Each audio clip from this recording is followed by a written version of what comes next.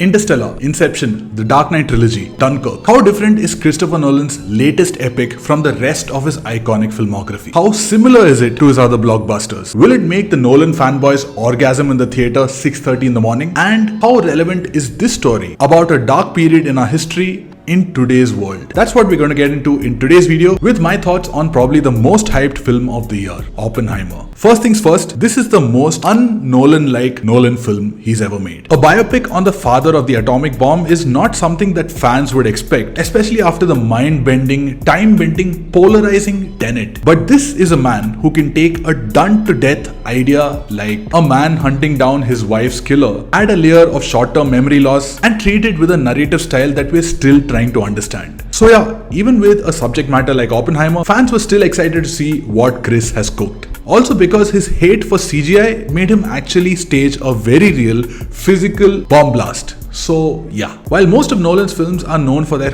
complex plots, packaged with the flavor of a summer blockbuster, the plot of Oppenheimer is rather straightforward. Rather than taking us on the journey of the protagonist through war, time, beyond the solar system, or even dreams, Oppenheimer takes us on a journey into the mind of the protagonist. A cursed genius who sees the world differently, tasked with a mission that could potentially destroy the same world. So while the plot is rather simple, it's easily Nolan's most dense film yet, where most of the action takes place in the interiors, through conversations packed with heavy dialogues and information that might be difficult for an Indian viewer like me to understand, follow, or be invested in without knowing the complete context of the Manhattan Project. Oppenheimer is more similar to the work of another genius filmmaker, David Fincher's The Social Network, which also shifts between different trials, also packed with super fast dialogues. But since it's the story of Facebook, it's a story of our times, a world we're very familiar with, and also thanks to the swift and smart screenplay by Aaron Sorkin, which always stays ahead of us but never confuses us. That film is enhanced because of this treatment. While it's still Nolan's most approachable film, the runtime spent on the trial scenes and the density of the dialogue is one factor that differentiates Oppenheimer and becomes its biggest drawback. And this might reduce the rewatchability factor which most of his other films like The Dark Knight, Prestige, Inception, and Interstellar are known for. Another differentiator is also the scenes of sex and nudity here, which is mostly missing from his filmography. But thanks to the Indian Censor Board, we get to see just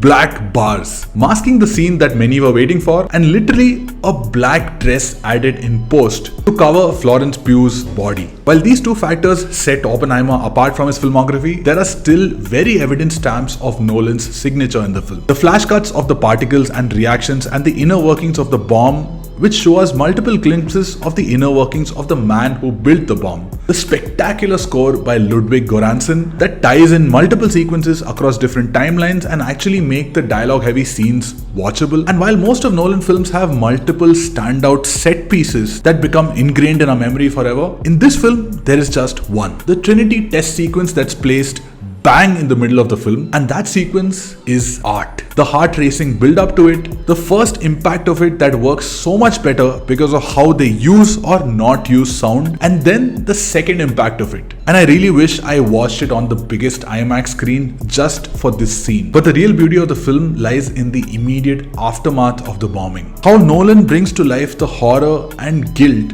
of a chain reaction that would impact the world forever using those specific images, the bone-shaking sound design, and Cillian Murphy's disturbed, hollow face. While in Inception, he makes us feel Cobb's guilt of what he did to his wife, here he makes us feel this cursed genius's guilt of what he did to the world. And this guilt is what Oppenheimer is actually about. The events of this film take place mainly during the 40s, especially during World War II. But why it's relevant today is because of the fact that humans have this necessity and intention to invent things that are supposed to improve our lives, but as a butterfly effect, they end up destroying the same world they were meant to improve. Especially in the age of AI, an invention that is supposed to make our lives better, as we see the beginning of how things are going to get screwed up. The story of Oppenheimer is a reminder and a set of binoculars into the near future. From the preview screenings and the critics' reviews, until now the verdict is that Oppenheimer is among one of Nolan's finest films yet. And if you ask me, at this moment at least, I would have to disagree. While I don't think that it is a weak film by any measure, I wouldn't place it in my personal top 5 Nolan films. But I hope this film proves me wrong, just like Dunkirk did. I didn't like it when I watched it for the first time, but when I watched it for the second time, that's when it truly blew me away. And I'm curious to know what you guys thought of the film in the comments, whether you liked it, hated it, you're somewhere in the middle, and where you would place it in your ranking of Nolan's films. But for now, thank you so much for watching, and I'll see you in the next video.